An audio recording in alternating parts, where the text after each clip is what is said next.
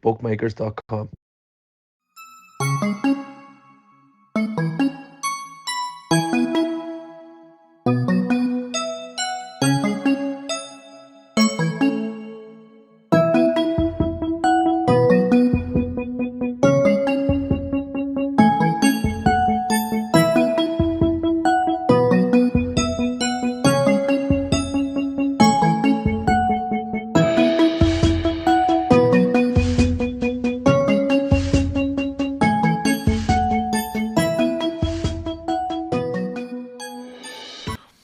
Hello, good evening, and welcome to the LFC Daytrippers. I'm Gav, and with me tonight I have got Davo, and this is Winners and Losers on a Tuesday night because Liverpool bashed Leeds 6-1 last night.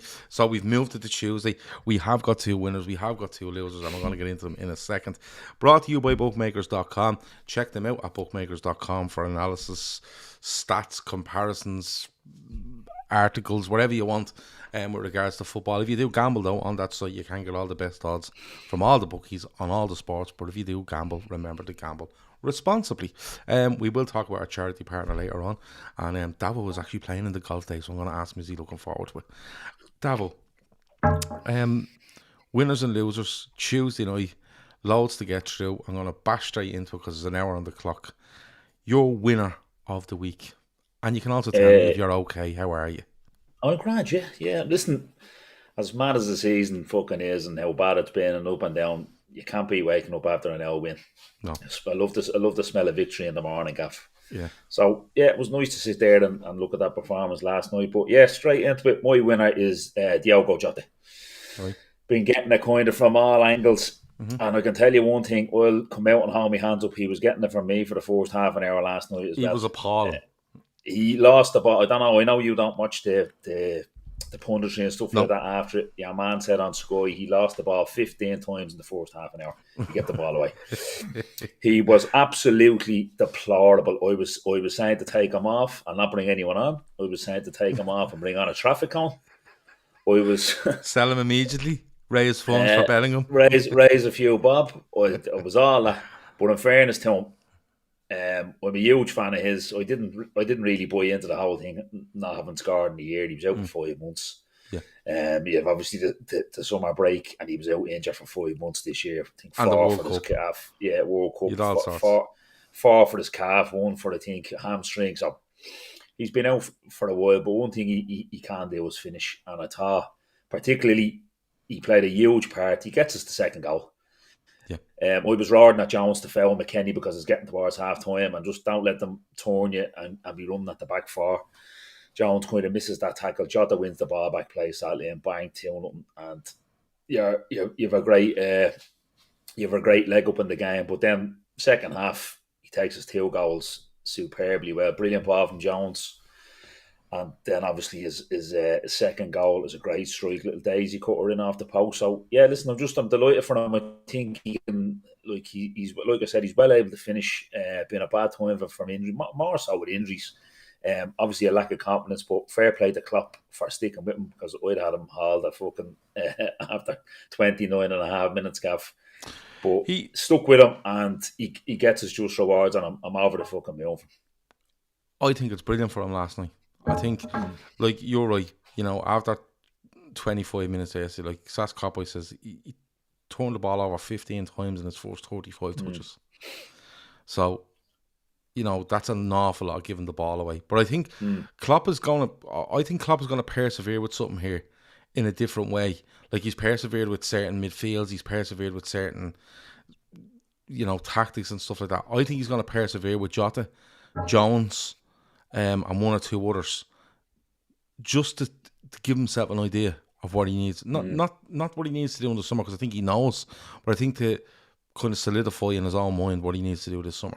I think Jota has been out injured for a considerable amount of time. Yeah, he hasn't scored a goal for Liverpool in a year. He scored the same amount of goals in 21 minutes last night as Anthony has scored in 6 months for Manchester United in the league. Do you know that? Right? Now, Anthony's a €100 million footballer. And I seen tweets, shutting up the doubters and stuff like that about Anthony after he scored.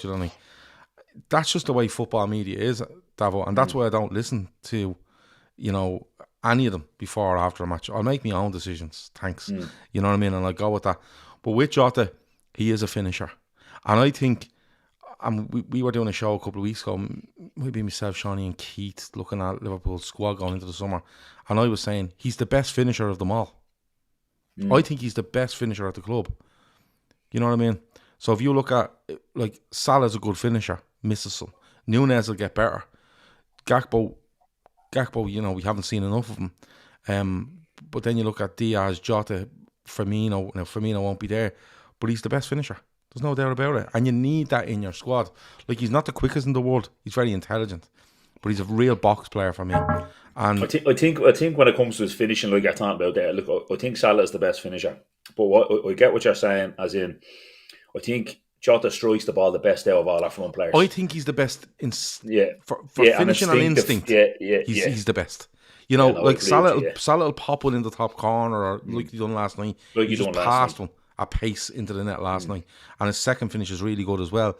But what I'm saying is, first time finishes are where you're in the box and you don't have a second to think. I think Jota's the best, and I think if you're going with a front line there where you're looking now, you're saying to yourself, right, Diaz, he'll improve goals wise. I think Núñez definitely will. Gakpo's I think he looks better and better every time he plays.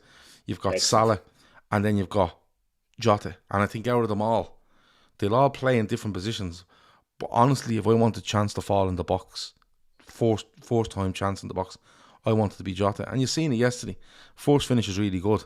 Like, he's only back from injury. He could have decided, here, this fella's coming flying at me. The second one, he hits it well directionally. I don't think he catches it as he wants to. But what do you see from him? Because I've seen people saying, if you got an offer for X amount in the summer, I'd sell him. He's too many injuries, blah, blah, blah, blah, blah. Like, is that still hanging over him, the injury stuff? Because, we could get into September and he has another injury. He's out for 2 months, and then them doubts will come back. Yeah, well, I think the calf injury that kept him out was a contact one, wasn't it, against Man City? I think he gets it was kicked, a bad one or as well. He kicks someone's stud, and obviously it affects his calf. It's a bad calf injury. So impact injuries like that, I know he does miss a month with the hamstring injury, but no, I don't think it's hanging over him. Listen, like, let's call a spade a spade. If you had to sell one of them to raise funds, I think he will probably be the one that a lot of people would say to sell, because you're not going to sell Gakpo, you're not going to sell Salah, Diaz, and Núñez is only after coming in the door. Yeah. But listen, I listened to your stuff with Keith and Shawnee during the week about Bellingham and squads and stuff like that. One thing I think, listen, we've dropped the ball when it comes to midfield, certainly, but one thing that credit should be given to the scout and the Klopp, to FSG, to everything is how seamlessly they've kind of rejuvenated our front players, because we're after strengthening from our position of strength, and that's a serious front 4/5 going into next season. It's 5, isn't it? Yeah, 3 and Jota, Gakpo, Salah. Who am I missing? Diaz. Núñez, Diaz. Yeah, so it's a serious 5 going forward, obviously, and that's like Firmino leaving has already been taken care of in January with Gakpo, who looks absolutely brilliant. I really like the look of him. So no, I don't think there's anything hanging over any of them, Gaff, any of those front players now.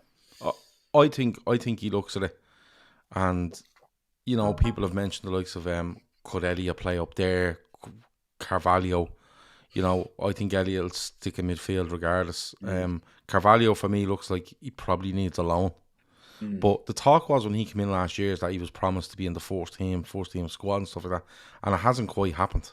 And we've seen this people, and a lot of people panic over him and go, "Oh, that's the end of him." And you're like, "Well, no," because like Klopp does this all the time. Player comes in, you see a bit of him, you don't. He comes in again, he disappears for ages, and then he comes back. He might not get a loan. It might just Klopp needs him, to be at the club for a year and settled. And he's still so young.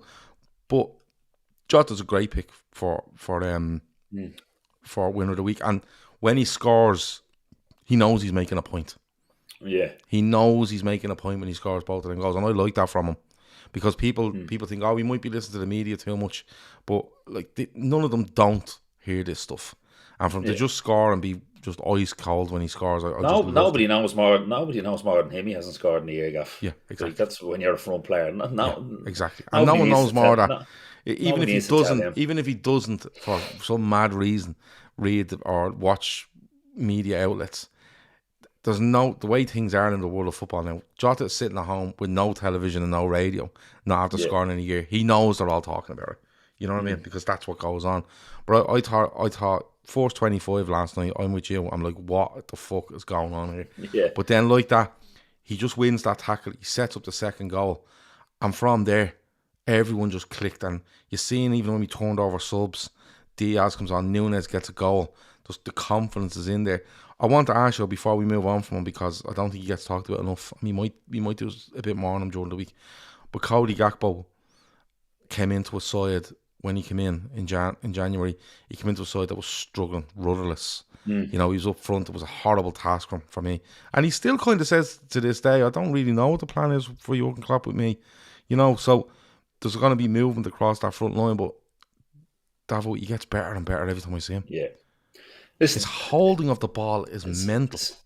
I remember you listening to pods that you were doing, and you were saying, I feel sorry for him because he's coming into a team there we're all over the fucking shop. We're literally all over the shop week to week. We don't know what's happening. And I totally agree with you because what I could see from him even early was if you get it into him, he's a great kind of feint and a turn. He can let the ball run by him and turn. Next thing, bang, he's running at the opposition back four. And I was like, I'm having this all day. This is right. It's not happening. It took him a while to score. It was United's first goal. I can't remember anyway. I don't think it was. It was Everton. Everton might be his first goal. Actually, yeah. It's a tap in at the back post. Tap in at the back post. Yeah. But very similar to last night, actually. Yeah. His all around play has been he's unbelievable. I just think he's quick, he's big, he's strong, he takes up them positions that Firmino takes up, but he has that extra bit of pace to get away from players when he's in between the lines. And yeah, he's not getting the credit he deserves, and that's what I just mentioned about the club deserving a bit of credit for strengthening our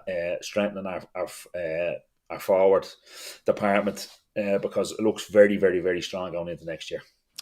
He must be 6'2" He looks that. I think he's bigger, Gav. I think he's 6'4". Well, he's much bigger than Firmino, right? And I think when a lot of people come in, they thought, yeah, he can hold the ball quite well, and he looks a bit like a winger playing centrally because you know the way he has that turn. And when he gets moving, he's so fucking fast. Yeah. Like that second goal he gets against United, like he plays that to Salah, and Salah runs at a fair tilt at Martinez, and Gakpo has gone beyond them. Do you know what I mean? So he can cover the ground. But the thing for me is that, yeah, he's big, he can hold on to it. Great. He picks up those positions. Great. He's getting in at the back post and tapping in. Brilliant. But the assist for Salah last night, where Robertson whips it into him, he holds back. He wants Robertson to put it there. He takes that touch and you're thinking, and a lot of players would, touch and hit. He takes it, opens his body and just plays it. You know what I mean? And a lot of people, I think a lot of players in that position would have tried to hit it. But he has the picture in his mind that if I have to take a touch on this guy is here and I'm just going to slip him in. And it was so clever. But that's the biggest element, Davo, because if it's all very well if he can cover ground, it's all very well if he's decent in the air, he's a decent finish. So is Darwin Núñez, right? So is Darwin Núñez. But if you put someone in there that, I'm not saying he's better than Darwin Núñez. I think Darwin Núñez should play through the centre for Liverpool and may do in the future.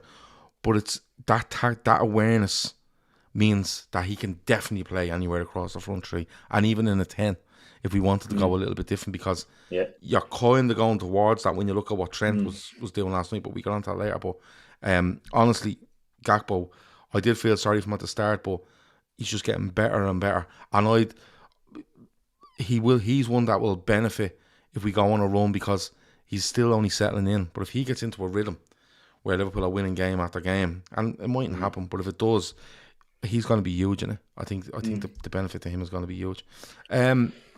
Just before we move off Jota as well, Gav, that second goal that he sets up, he's after having a stinker for 20 minutes or 25 minutes, and he wins the ball back, but the weight of pass and the time of the pass that he gives to Salah is absolutely brilliant.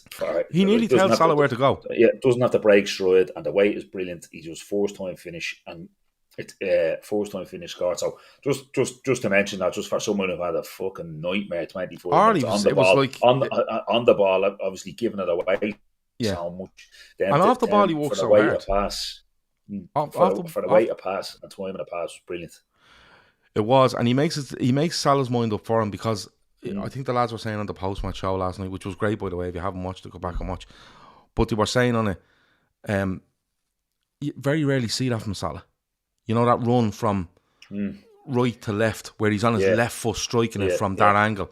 Salah would be usually the type where he kind of hold off and pull a bit right, where he put it into that space there, and I'll burn he wants the front up the defender, and burn him. Exactly. But that one with Jota was like, I'm putting it there, and Jota's nearly telling him, just go there and I'll give it to you. And the way to pass is great. Shawnee says Mo loves playing with Gakpo. Yeah, I think I noticed that when it was Gakpo's Nunez, Salah, they all look like they love playing together. But when you add Diaz and Jota into that as well, it's just like you said, it's 5 brilliant options, and it's not something that should be touched this summer, in my opinion. Might have a look at it next season, but not this summer. No. Do you put Dylan asked a question here before we move on. He says, do you put any weight in Diaz coming on the right for Salah, or is it just getting him on the pitch? Oh no, it's just getting the minutes. Just getting the minutes. That was the absolute perfect game, I'd say, for Klopp when he turned around. And it goes 4-1. He goes, this is dead. I'll get Diaz on. I'll just get him a few minutes into his legs, because listen, he's been out for 6 months. Yeah. So like, and the only worry I have really about it is with the way the science is now, touch wood, the knee is all right and everything like that. But generally, what happens is he could play a game now and get a calf strain. Yeah, or a niggle because he's been out for so long, and match pace and everything like that. So hopefully that doesn't happen to him either. But no, look, he just wanted to get him a few minutes on the pitch, in my opinion. I agree, but I wouldn't worry for any, like, if people see Diaz coming on and playing right hand side, they think, oh, what's going to happen with Mo? Like, oh, we might, you know, and I genuinely, there's definitely people there going, oh, he's coming on the right, we're definitely selling Mo to fund something, you know, the sort of way. Diaz played away at, I want to say, Newcastle last season when Keita scored 1-0, and Diaz played right hand side and terrorised him. Yeah, he can play both sides. There's no problem with that. No, but I'm sure. Like, why worry about it? If why would you look at that and go, "What's happening?" Why worry about it? Because if we're looking at it going, "Oh, that's a bit strange," he came on the right there. Well, then the opposition probably hadn't expected him to come on on the right hand side. So they're trying to shuffle and read, like. So no, I don't think so either. And I think, to be honest with you, Diaz, he's brilliant on the left. Like, he's electric. Do you know what I mean? And people immediately think, oh, well, if he plays on the left, who plays up front? Who cares? You've 5 of them. There's 5 of them. And there's 3 positions. So these 3 will play this week, and you won't worry if Nunez plays left, or Diaz plays left, or indeed Gakpo plays left. You won't care if Nunez or Jota or whoever plays centrally. You won't care if Diaz or Salah play right. That's what it's all about. And the only thing in this squad at the minute is giving them the supply and giving them the freedom to go and hurt teams and not be afraid to miss chances, because that's what was happening to Liverpool all season.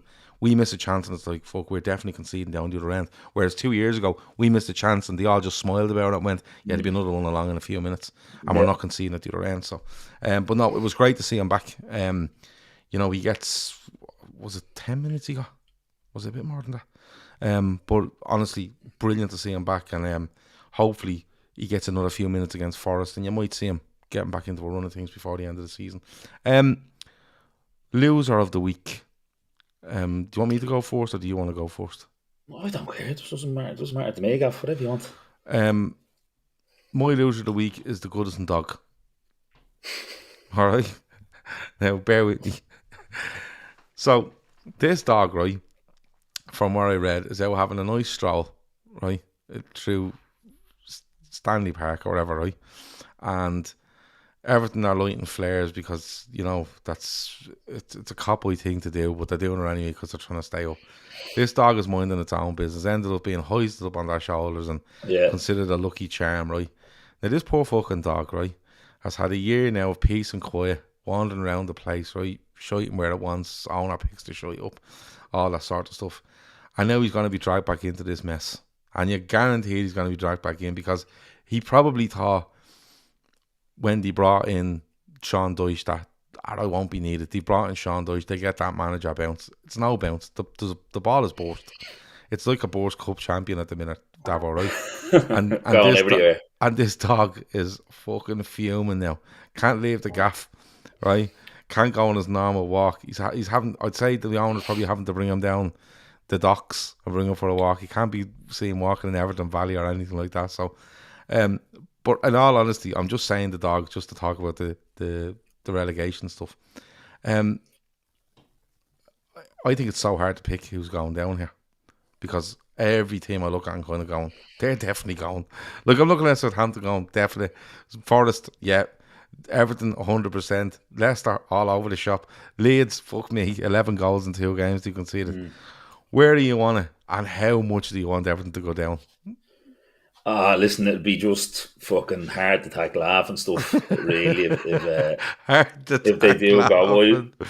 Listen, I warned you last season not to get your hopes up, but you know what? Me and you were at it weekly, weren't we, about it? Yeah, I was like, don't do it yourself, Gav. They'll fuck, and lo and behold, they get a win against 10-man Newcastle. Everton were down to 10 and they beat Newcastle last year, and they stay up. But I think it actually might be closer this year, just purely like they could go. I kind of think they'll probably just sneak out of it. But then I think Leicester will get out of it. I think Forest will go. I think Southampton are gone and Forest will go. And it's one of Leicester, Everton and Leeds. And like I think there's more goals in Leeds and Leicester than there is Everton. But like Leeds are fucking hemorrhaging fucking goals, and when they start leaking them, they go the dam bursts. Yeah. Leicester's a funny one to me. You'd wonder is there a few bad eggs in there that has to be that the tail is coming in.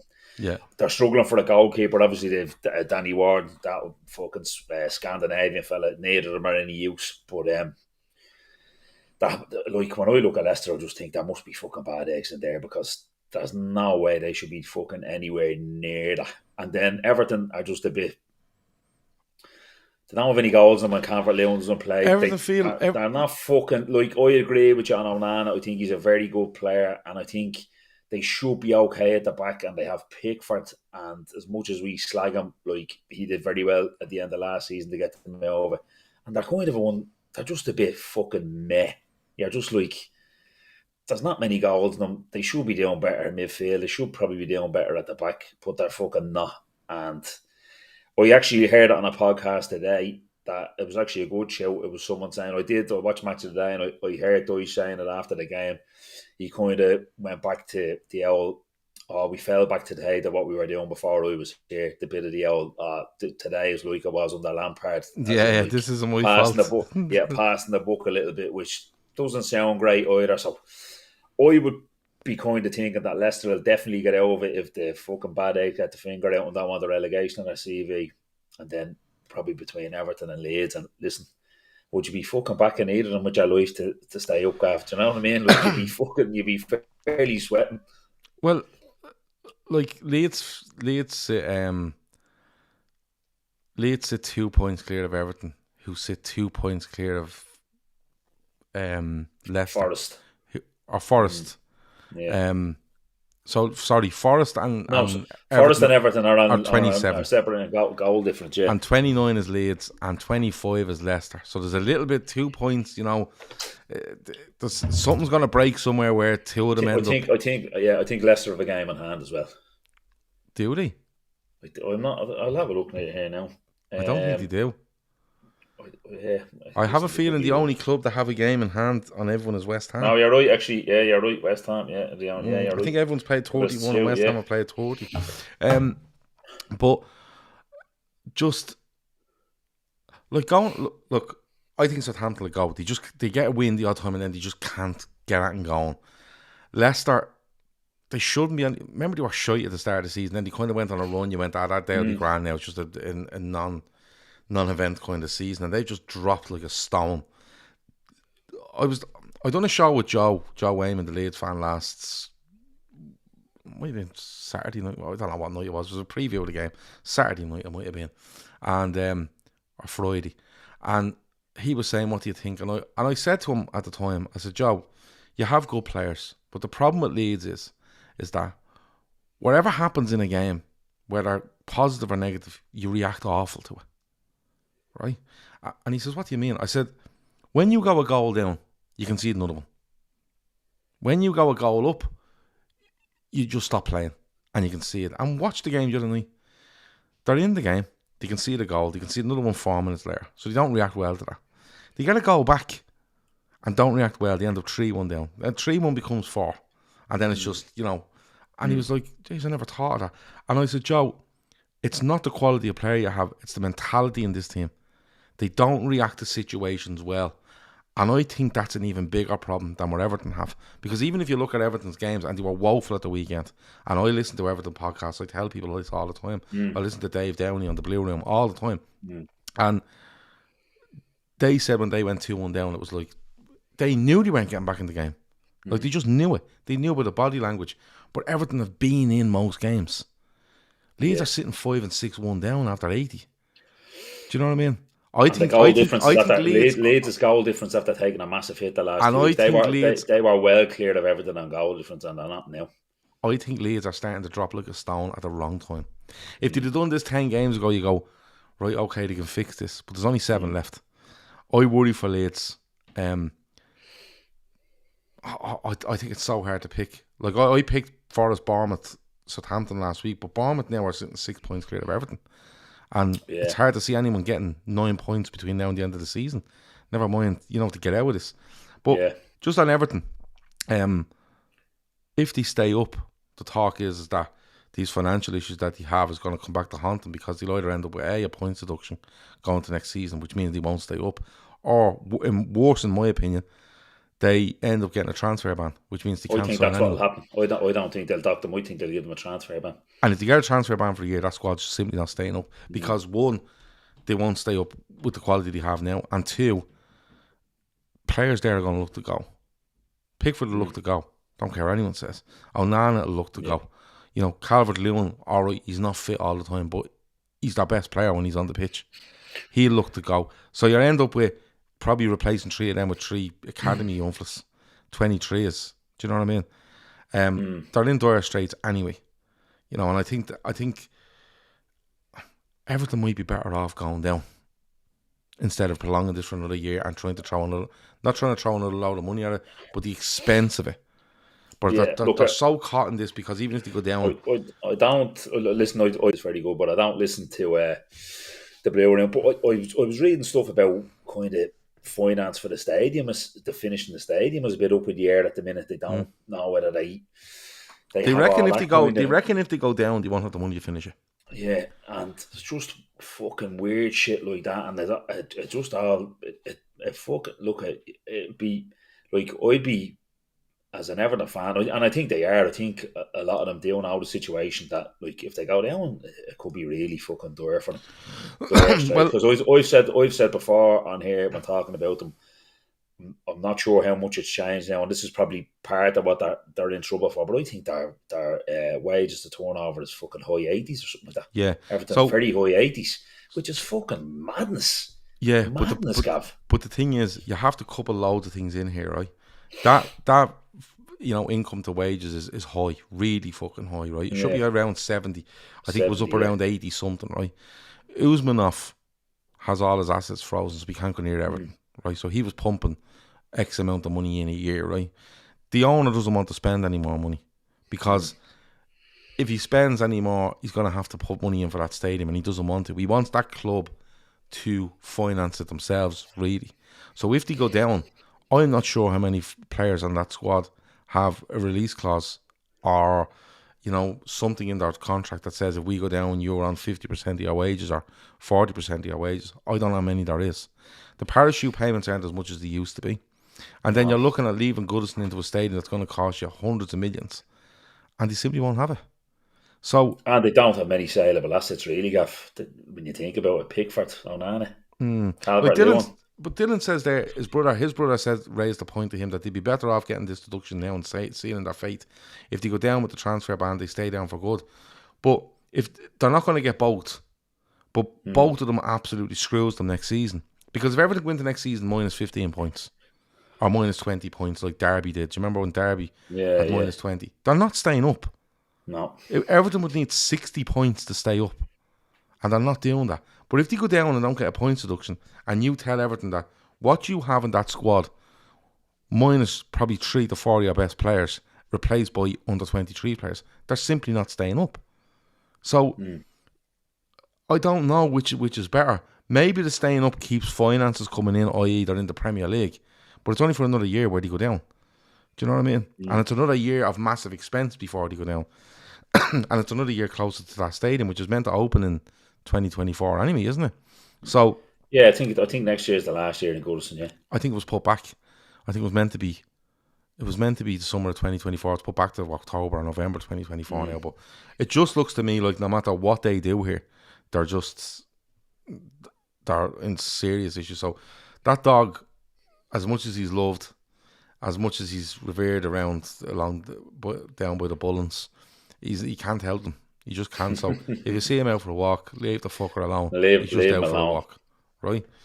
Let him have his walk in peace. Who's your loser of the week? Do you know what? I could have done. I knew we were going to talk a bit about the relegation, so I kind of left that alone. I could have kind of done a bit about sports, but I actually went for Ramsdale. Now, not that he's had a very good season, and he's kind of proved me wrong, to be honest with you. When Arsenal signed him, I just thought, I've seen this fella play fucking 10 times, and he saves fuck all and blah blah. And Carragher said something similar last week. He didn't realise, or he thought when they signed him, look, he's not going to be great, but he has been very good. But it's more kind of for the yin and yang of football. He was absolutely superb in the second half last week. He gets them a point against us with a couple of great saves. The prick, and then he kind of fucks one in on Sunday. He kind of fucks one in on Sunday. Not the proverbial fucks one in, like it's not an absolute howler, but when you see it from behind the goal, he just has to save it. He just has to keep it out. And in a game where your best players missed a penalty and you kind of needed like that, that would have made it 3-1. You're back in, it stays 2-1. Your team needs you to make that save. And yeah, look, as we said, winner and losers from the weekend. He's had a very good season. There's every chance if he keeps the form that he's been shown, he probably gets in team of the year or stuff like that. Yeah, I think he has to keep that one out, and it's kind of just it's just buying into this kind of, whether you think it's bottling it or Carragher thought they were a bit arrogant the weekend and fucking stuff like that. I am actually letting the union down there now, and I'll have my card revoked about the goalkeepers union. But yeah, look, I do think he has to keep that one out, and yeah, look, it's fucking. I was leaning towards City anyway before the West Ham game, maybe that they'd claw them back, but yeah, I think they'll claw them back now. But yeah, I just think for the weekend, he just like the yin and yang of it, he was fucking brilliant at Anfield, and then football throws one at you the following week where he really should do better, Gav. Look, Arsenal being brilliant this season, there's no doubt about it. I think they're on a brilliant points total. Like they still would finish 91, I think, around 91 if they won all their games. I think it's around 91. It could be more than that actually. It could be 93. And which, if they win all the games, 93 points is a ridiculous total. But I think Arsenal are starting to see what it's like when you go up against Man City in this league, right? And I've already started to see the tweets. You know, Arsenal will be this if it wasn't for the sports washing, cheating, this, that, and the other. And I'm not saying them tweets are factually incorrect, but that's what we've to put up with for so long. And Arsenal connected people in the media that will be connected to Arsenal are starting to put this out there. And it's not like sour grapes, but it's the realization. It's the it's the fallback for, we're doing our best, and you know, we're doing it properly and look at these over here. But that's what the City do to you. Yeah. City do that to you, where they go in and they strangle you. And they just hold on and hold on and hold on till you make a mistake, and then they'll bury you. And I think City will win every single game between now and the end of the season. Sorry, I don't. I think they'll win every game and they'll draw with Arsenal. And then it's up to Arsenal to go and do their job.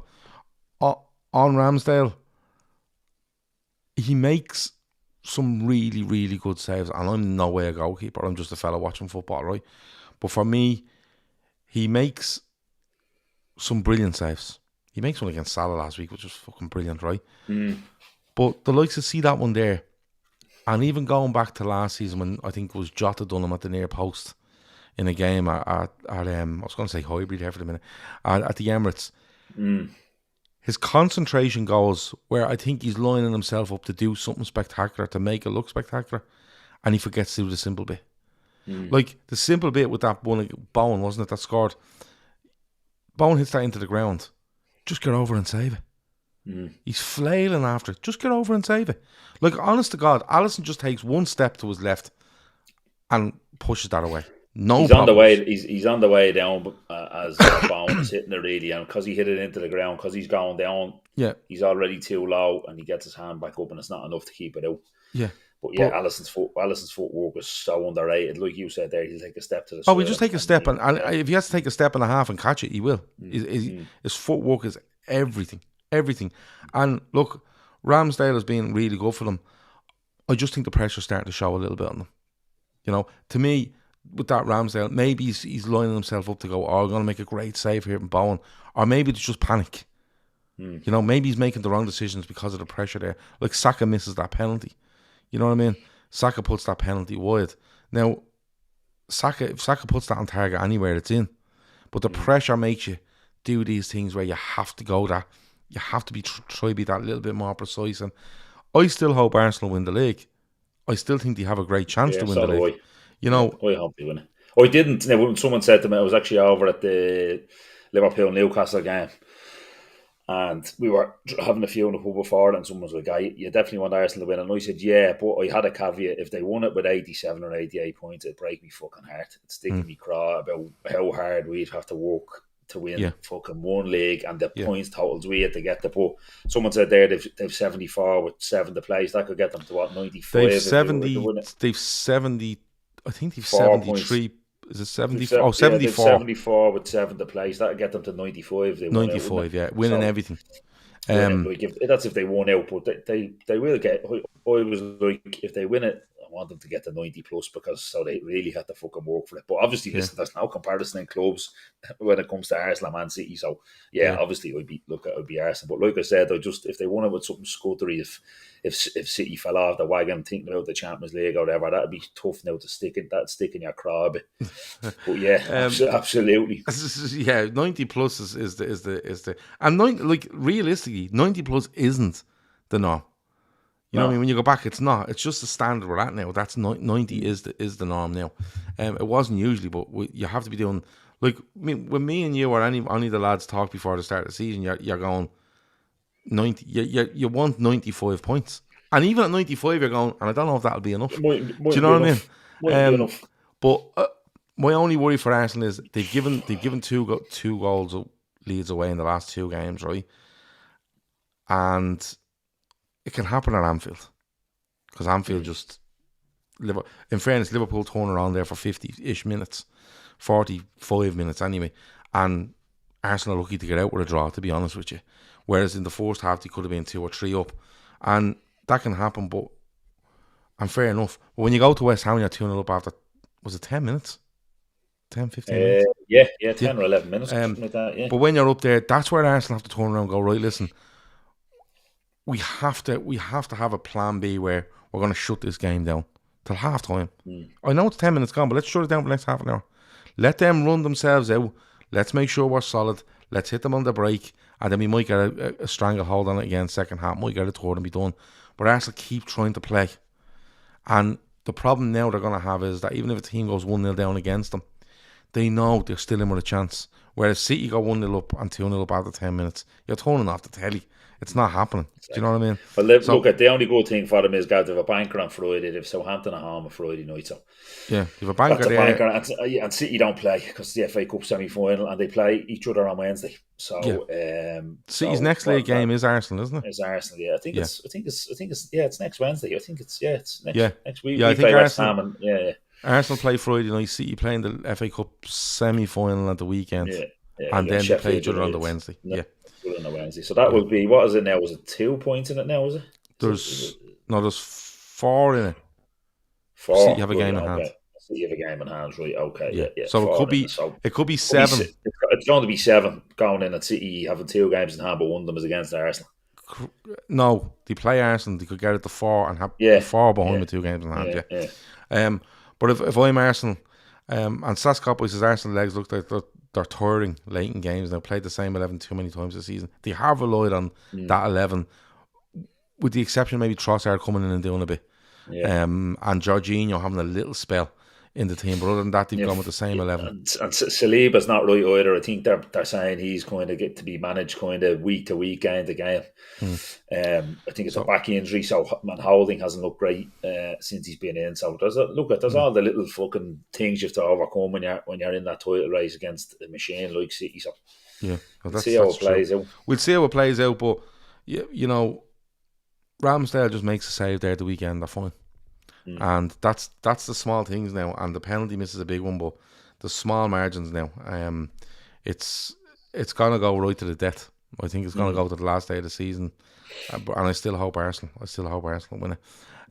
My winner of the week is Trent Alexander-Arnold, and the reason being is he's had a mad season, and I have a theory on what's happened here in the game tonight, and you can tell me if I'm right or wrong. Last night, I think Klopp's put him in there to protect him. I think Klopp has said to himself, this fella is out on the right. We're asked him to do this. He can't do it with the players that are around him, and he's the one getting slaughtered. And now what I'm going to do is I'm going to let him play right back when we don't have the ball and just defend. But when we do have him, we get a handle on this. He's going to drift into that position and start playing that midfield role, or that creative kind of defensive player role where there's still loads of security around him. You know, instead of him being 25 yards from their goal and they break and people going, Trent's getting bleeding, lift it out again, because even though he's the last fella to cross the ball 10 seconds ago. I think Klopp has managed this brilliantly. I think Trent has looked at times very frustrated this season. I think his attitude hasn't been great. Could you factor that into the fact that he's just so frustrated at what's going on? He's had some great games, but what Klopp does there in that game, and a bit what we see in Arsenal, is he's basically saying to Trent, you're our right back when we don't have the ball, but you're not a right back when we do.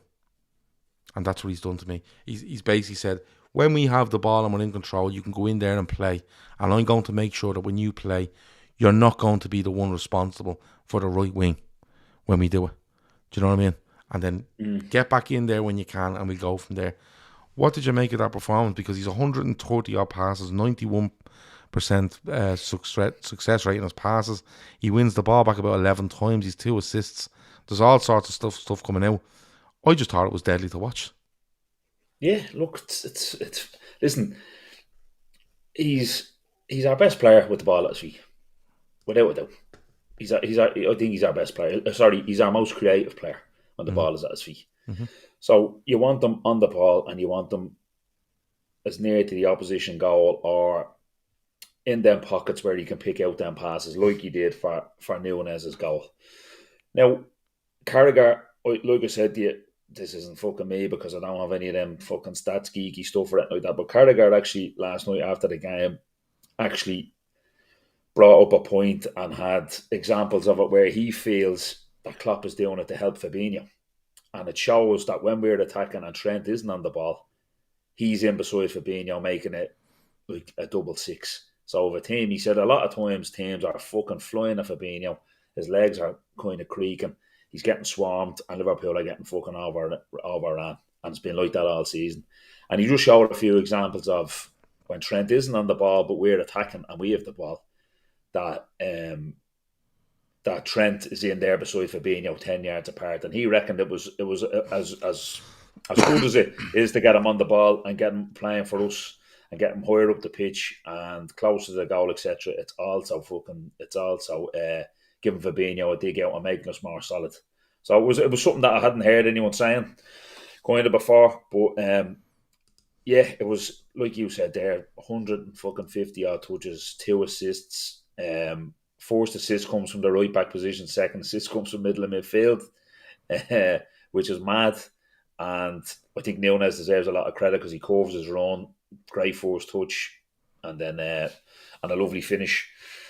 But yeah, look, it's gonna, like I seen Kanate, a couple of quotes from Kanate saying, yeah, look, he's happy enough to get over. He said, I'm going to need Trent sometimes, but he goes, I'm happy to get over there and cover that right hand side when needs be. And so yeah, look, we've seen. I think Stones has been brilliant doing it for City. A little bit easier for him with being a centre back, and I think he might have played a little bit of midfield when he was at Barnsley and stuff like that. I think he's been brilliant for City doing it.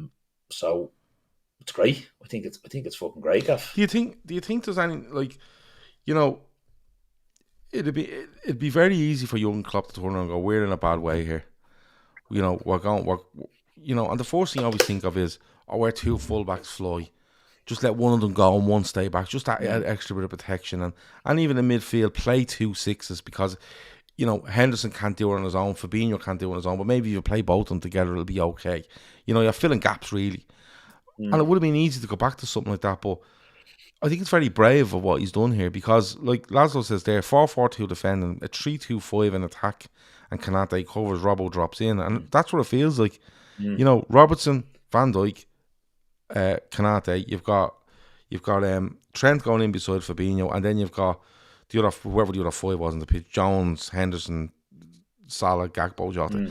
And they're, you know, the front three are moving. Salah kind of sticks where he is, but you can see moving between Jota and Gakpo and stuff like that. But I think, and it's a fair point from Carragher, in fairness, when you think about it, about protecting Fabinho, because when we have the ball, we've looked at our most susceptible to be hurt.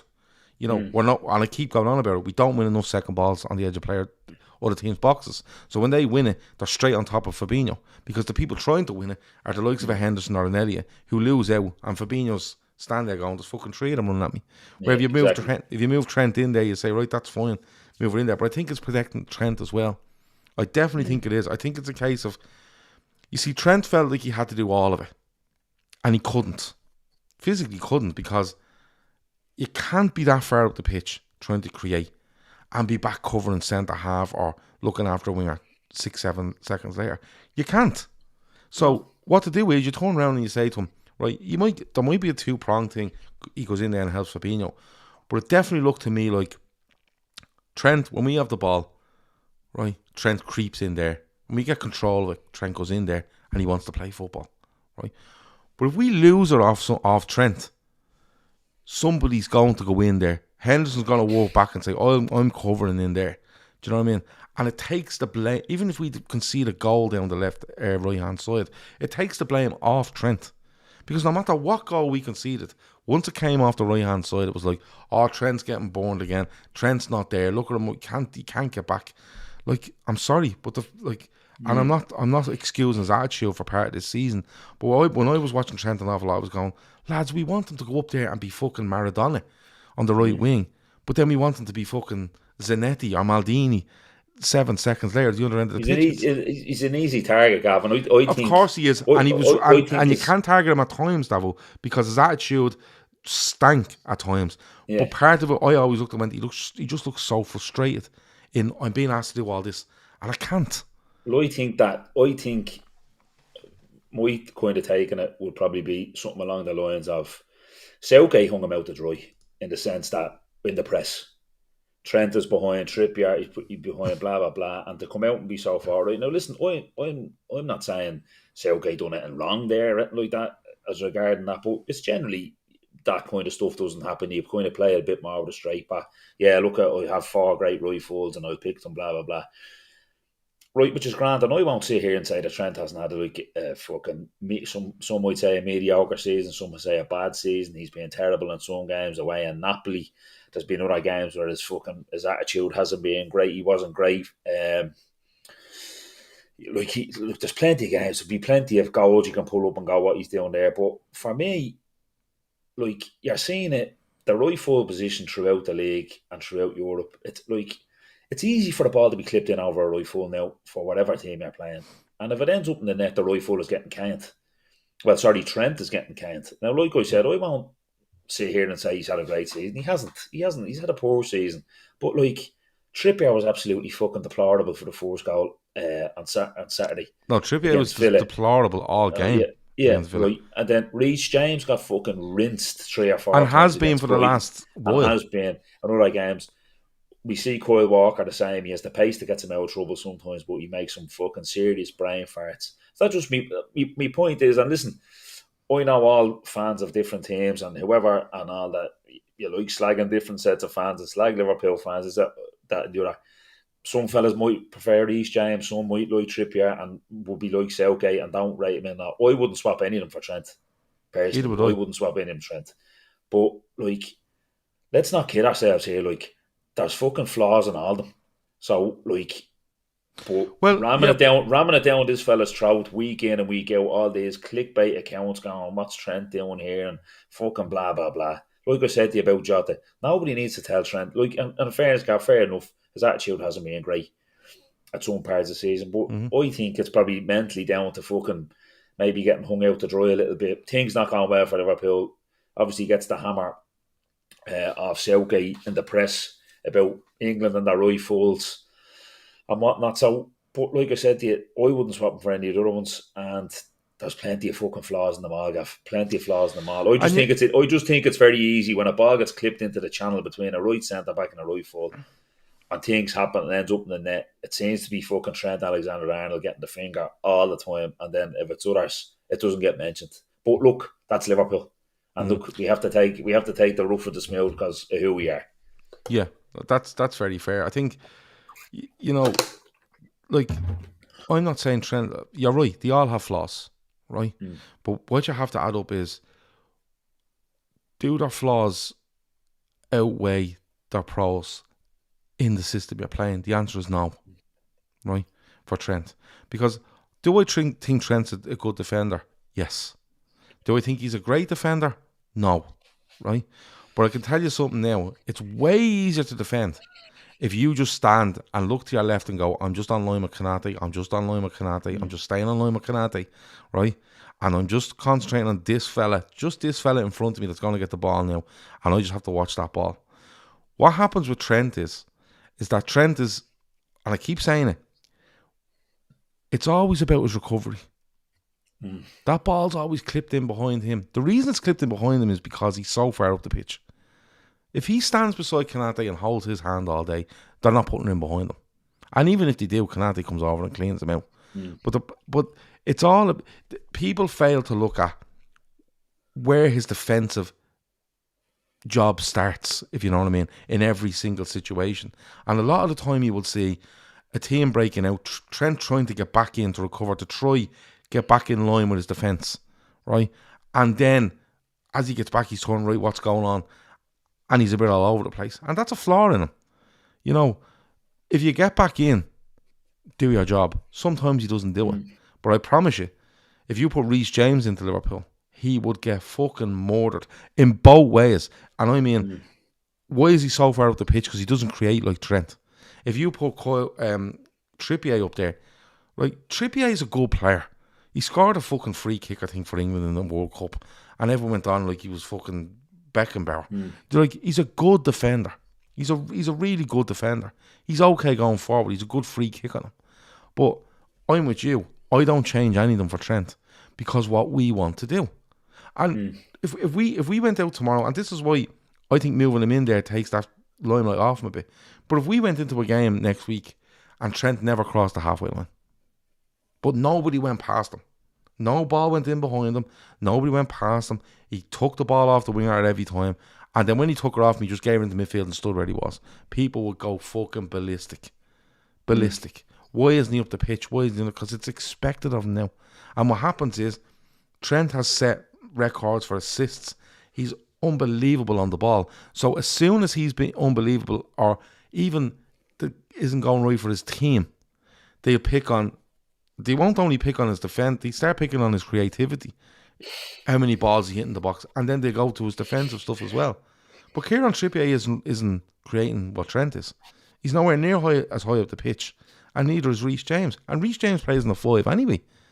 So basically, Reece James has a back four behind him to cover him, and that's why he gets less of a spotlight on him, I suppose.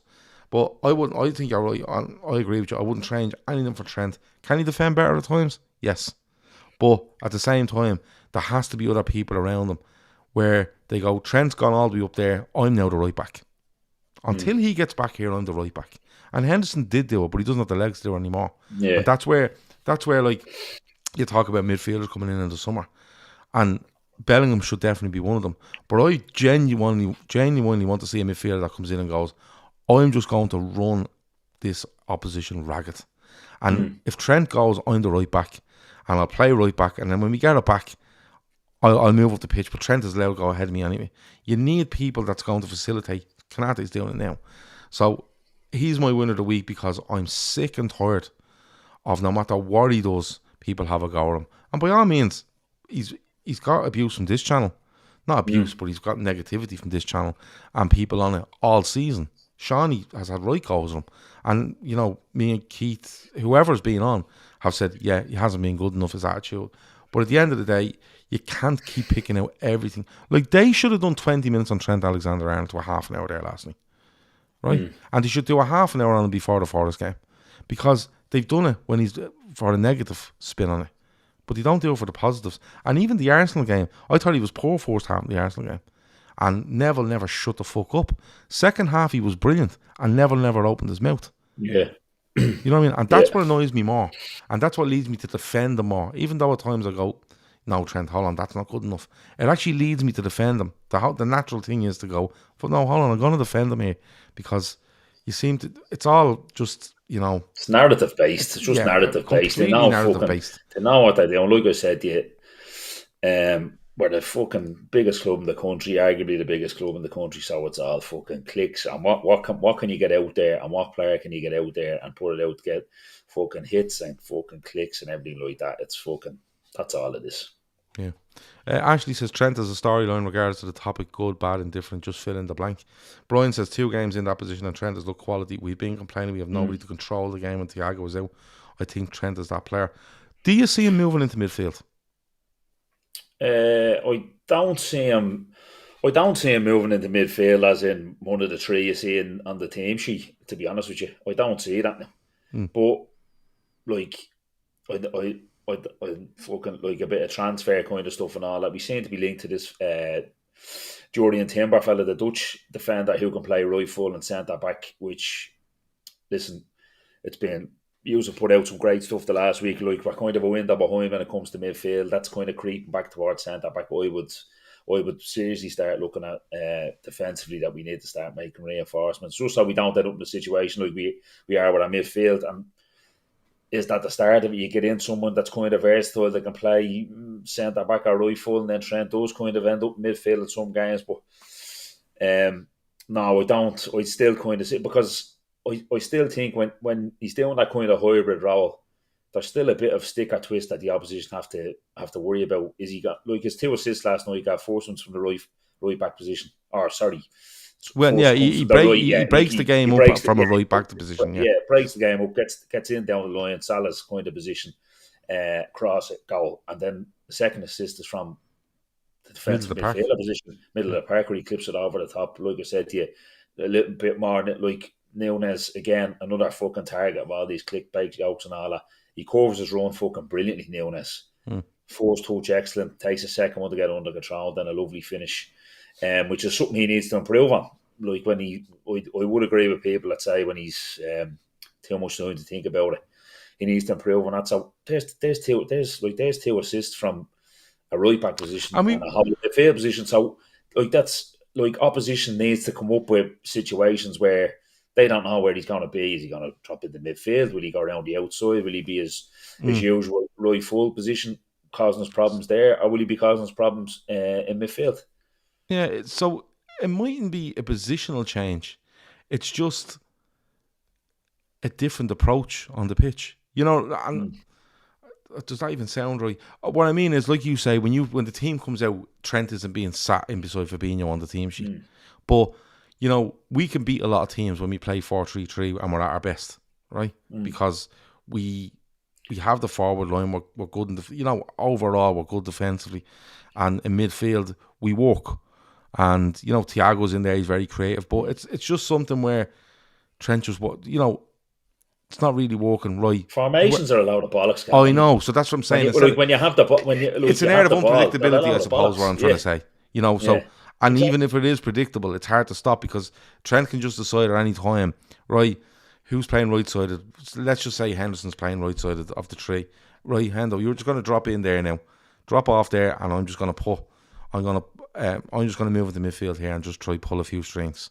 And we might revert. But as you're saying, it was actually more Henderson ahead of him. And Kanate was just saying, yeah, go and do it. Now, against better teams, you might have to, that right side of they will have to cover. Do you know what I mean? Just in case. But it's probably not a positional change. It's just a different angle for us to play off. Do you know what I mean? And it affects everyone else on the pitch then as well. I think someone said in the chat there as well, it probably wouldn't work with Matip, and it's a good thing that it's Kanate there because he has the pace and the power to kind of snuff stuff out. He done it very well last night. The goal Leeds got back into it is obviously a bit of a howler, but I think more of his play, as in defending that channel, was excellent last night. But balls down the side and stuff like that, I thought he was very good. I'm not against it. I'm not against it being looked at for the next 7 or 8 games. I'd even think how many games we left? 8. I think if we win our 8, I still don't think we make the Champions League. So I'm all for trying these different things, and I think he is going to. Like I said earlier, he's definitely going to persevere with certain players between now and the end of the season, to get them back in a rhythm, in the likes of Jota and others, and just to try different things. But listen, I've no issue if Liverpool are solid off when they don't have the ball. If Trent wants to wander in and play there, because he goes up the pitch anyway. Yeah. Do you know what I mean? And we've seen, people are talking about this. We see, if you watch the second goal against Newcastle for Nunes, Trent's not a right back. Trent's standing in a defensive midfield position. He's played into him, he takes a touch out and bang.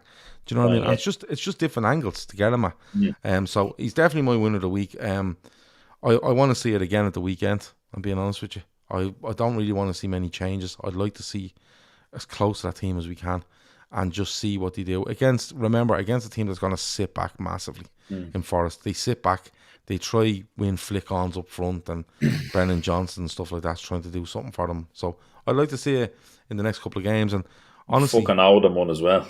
We do owe them one, but we Forest and then we West Ham away during the week, and then we've 3 at home. 3 at home, yeah. Spurs. If it's all if buts, and if my auntie had balls, she'd be my uncle and all that. But if we had 3 more points in the board, I'd fancy to smell blood and fucking and nip in that forward spot. But you see Spurs playing Newcastle at the weekend. I just think we're 3 points too far. Yeah, I think so as well. But having said that, you never know, because the shite we dropped fucking points. I know, but if we win at the weekend and Spurs and say Newcastle draw, we're 7 points off Newcastle with 7 to go, and anything can happen. Do you know what I mean? And everyone has big games coming up because every weekend you look at them fixture and you're kind of going, fucking hell, there's no dead rubbers here. Spurs is a must win for us anyway when you're down. And Spurs probably feel that this weekend away in Newcastle is probably a must win for them as well, to be fair. I enjoyed that. Yeah, grand. 4 good topics. Loads of people watching, loads of people hitting like. Hit like. If you haven't hit like already, hit like. Subscribe. If you're watching and you haven't subscribed, subscribe. Comment. Turn on the notifications, because I keep getting these things in the Telegram. It's for a show tonight. If you stick on your notifications, as soon as the show is put up, which is usually sometime in the afternoon, I was late today because I was playing golf, and it'll just pop up to say, here you go. What else? Charity stuff. Link is in the description. I'm saying it every show. Link in description.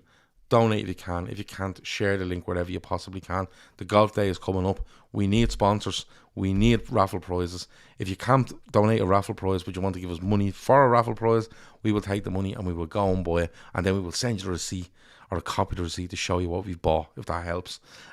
So please help, because that's flying in now. I was down the golf course today. We're literally 2 months away from it now, I think. Nearly on the button. It's going to be a great day. Davo, you were playing in it. Are you looking forward to it? Because it was good last year. Listen, last year was great, yeah. Great crack. Great few points after it as well. It was great, yeah. So I'm absolutely looking forward to it. Yeah, another great cause. So, yeah, I'll be there hacking up Ashbourne Golf Club again. I can't even remember what team you were on. I must look it up. But no, honestly, listen. Sorry, Thor says, Gav, no mention of Chester. What's the matter with you? Oh yeah, I did read something here that Everton played a game against Chester and lost 1-0. Yeah, and they had a few big hitters out. Load of their players playing. Yeah, I did read that, which is just, like, literally, I'm telling you, the dog is going down there, start pissing on corner flags and everything. I'm telling you, it's all going to happen. It's like the reverse voodoo of Bruce Grobbler. Yeah, look, the golf. Look, we love doing these shows. We love bringing them to you. But the big thing is the charity thing, and you know, I think it's closing on $3,000 we've raised so far. We have to get to 20. We won't stop till we get to 20. But honestly, if you help out with this golf day has the potential to pull in $4 or $5 on the day, because the players that play, to be generous with basically players' prizes we put up, they buy tickets for it, and they're always very generous with it. There was a mad amount of money raised last on certain prizes for the players. The raffle at night, like, honestly, I think it was another €1,000 made on the raffle last year, and there was only about 30 of us in the pub. It was very kind of, let's all go down for a pint. We've a load of raffle prizes, and it was mad. So it's gonna be more raffle prizes hopefully this year if we can get them in, and at a bigger venue. We've entertainment on that night. We've everything lined up for a great night. So if you can help in any way, honestly, please help us out, because genuinely, your £20 prize helps go towards a raffle that every £20 prize we get, we probably sell £50 in tickets. Do you know the sort of way? So help out with that. People were asking me earlier about Bang Average Golf. Filming was done today. I'm on my own at the minute. Neely's away topping up his tan. He's actually away now for quite a few weeks due to a holiday he's on, and then work he has coming up. So it's going to be me on my own for the next little while, but I am bringing on guests. I played a complete, what did I do? I played a par 5 today only using a 5 wood. I played a par 4 only using a 5 iron, and I played a par 3 only using a 7 iron. Now I did use the putter on the greens because I'm not an animal. But I did do that. I then done 4 holes, which I haven't seen of Ashbourne Golf Club yet, the first 4, which I done them, but I decided to talk about things that wreck me head before every shot. So that was nice. And then I've done a series of videos with the pro down there, and he's gone through driving the ball, fairway woods, long iron, short iron, pitches, bunkers, chipping. He's done them all. So they'll be coming out once a week for the next 6 weeks. So loads coming on Bang Average Golf. If you haven't watched it, go have a look. It's great crack. Watch the conspiracy. It is. Watch the conspiracy videos. I'm still laughing at the conspiracy videos, but it's very easy going. It's us playing a bit of golf, having a laugh, and like I said, over the summer now we're going to have loads of guests on, and trust me, they're not big guests. They're just lads that are going to come on. We're going to take the piss out of them. They're going to do the same to us, and like Davo says, we're going to hack the ball around, and be good crack. We have to get you on soon, Davo. Yeah. Or we could visit you at your lovely, real nice golf club that you play in. Yeah, absolutely. They probably wouldn't let us out there, would they? Cameras, they probably think we're fucking scoping the place out or something. Trying to have all that track now. You see, you're an early. It'd be 12 o'clock when we get out to you, Gav, to tee off. So I would play any time in the summer. Yeah. So you name a day at any time, and I'll mic you up and we'll go. We'll do that now, but and then I'll tell you one thing: you'll see real fucking average golf down there. Well, that's the whole idea, and like I said, we've all the equipment now. We're shooting off 2 cameras today. I've 4 mics there, all ready to go. Everything's good to go. So if you want to play golf for us, let us know. But that has been Winners and Losers. I only keep talking about that golf because people constantly ask me every day what's going on, and I don't get a chance to answer them. So they're watching tonight. I get to. But look, that was Winners and Losers. me, Gav, that was Davo. Thanks to everyone in the chat for doing for all their comments tonight. We read loads of them. I promise we put loads of them on screen and we read them out. If you're listening back on the download, which will be out as soon as possible, give us a 5-star review on your app. I think it's easy to do. I've heard it's easy to do. You just click on the LFC Daytrippers, review 5 stars, and just right under it, they're grand, or their sound, whatever, and the 5-star review really helps. Sass Copley says, a winners and losers live from the golf course. Right. Last thing, Davo. We want to do things, but it's very hard to get people free time to play. But the second thing is, we need someone to come and do camera for us. If we had a cameraman that was dedicated where we're playing, we would have loads of chats walking up the fairways, loads of chats, more of that stuff. But because it's only 2 of us and we're trying to do the camera and we're trying to get up and play shots, we were flying between one shot to the other, you know what I mean? Today I did stop and talk a little bit before every hole because it was quiet and I was talking about things that wrecked me head. I will let you know that one of them is heating up tea in a microwave. I think it's absolutely appalling. And I talk about that thing. Who the fuck does that? Yeah, people do that. They're scumbags. That's animals. They're animals. Yeah, they are animals, aren't they? Owen Book says, golf wrecks my head. I used to be good. Swing has gone to shit now. Back to basics, man. Where do you see the videos we're bringing out? With the Golf Pro. I'm looking forward to it. I'll be watching them with the Pro, Gav, intently. Pause, rewind. And he's so simple in how he explains it, and you want to see him hit a golf ball. It's actually outrageous. He was talking while he was swinging today and lamping the thing. It was ridiculous. Gav walking around the golf course on his own, giving out to the camera, totally normal. Yeah, most of them up there are just used to me now. They they're kind of shouting over to me and stuff like that, so it's all good. Right, we're out of here. Thanks a million. Talk to you in a bit. Over now.